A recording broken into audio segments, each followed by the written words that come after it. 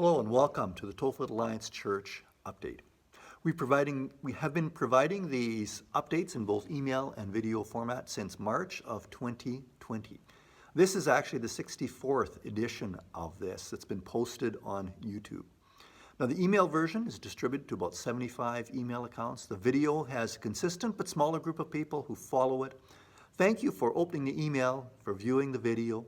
I'm glad that you're connected with our church, and I hope that these are helpful in keeping you up to date. You know, it's not that long ago that the church relied on a printed bulletin and verbal announcements as our primary communication tool.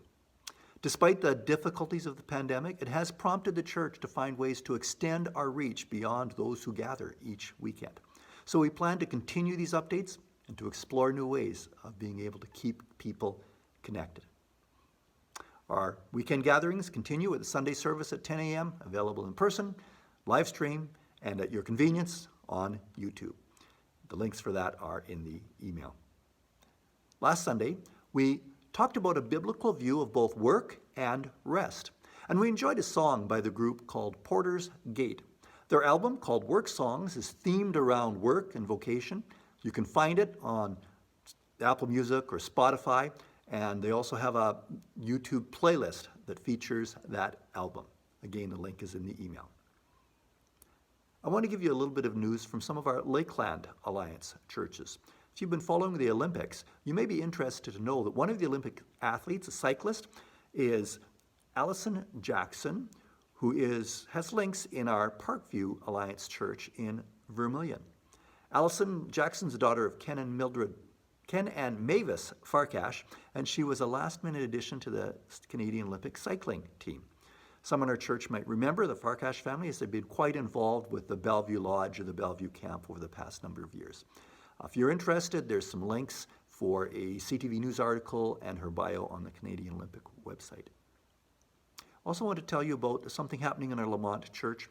Be praying for our pastor there, Darren Anderson. Many in our church know Darren Anderson. He was pastor in Viking for about 20 years. He moved to Lamont in the middle of the pandemic in summer of 2020. But he suffered a stroke at the end of July. So be praying for him, his family, and his church as he recovers. Progress is good so far, but he's dealing with double vision and fatigue issues. So be praying about that.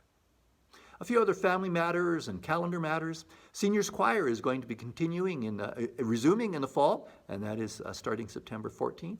Villa and Lodge services are resuming August 12th. Our church will be helping to provide those. Initially, it'll be a smaller group, but eventually the whole choir will be able to participate in that.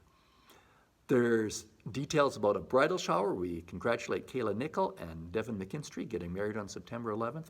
And that's going to be, the shower is going to be August 22nd at 5 p.m. and it's going to be at the Sly residence, and the details for that, for the time, the place, and registries and all those things are in the email as well. We're starting Sunday school this fall. We can put plans together for that. We need your help with that, so if you're able to help, let me know, let Kim Ralston know, and we can make the plans to be able to have our Sunday school. Our kids are looking forward to that. So all this fall, I'm looking forward to a seminar that I'll be leading called Strength to Strength, Thriving in the Second Half and Third of Life.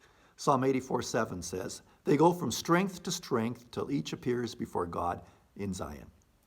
Strength looks different in the second half of life than it does in the first. Our faith looks different in the second half of life than it does in the first. We're going to be exploring this in a 5-week seminar that's going to be held in this fall, Sunday afternoons, Sunday evenings. Watch for the times and details of that. Also want to talk about moving forward in faith. As I visit with families, it's encouraging to hear of God's faithfulness, His care through the months of COVID concerns and restrictions. It's also good to see the growing list of events and activities planned for this fall. But as we move into a new season of ministry, one that may be different from previous years, we do so in confidence, knowing that God has a good plan for us individually and as a church family. This weekend in the message, I'm going to be talking about the darkest day and the most cherished hope. You can prepare for that by reading a couple of passages, 2 Kings 24, verse 15 through chapter 25, verse 21, Jeremiah 39, 1 through 10, and also Psalm 110. The passages in Kings and Jeremiah They describe the darkest day in the history of the Jewish nation. Psalm 110 describes the most cherished hope of the Jewish nation. These passages are a focal point of the history and the hope of God's people through the ages. They also provide a lens that help us understand our own story and to live with hope no matter what challenges we face. From Psalm 110, verse 1, "The Lord says to my Lord, sit at my right hand until I make your enemies a footstool for your feet." Looking forward to exploring that. Hope you're able to join either in person or online over this weekend. Good to see you. Take care. Thanks for joining. God bless.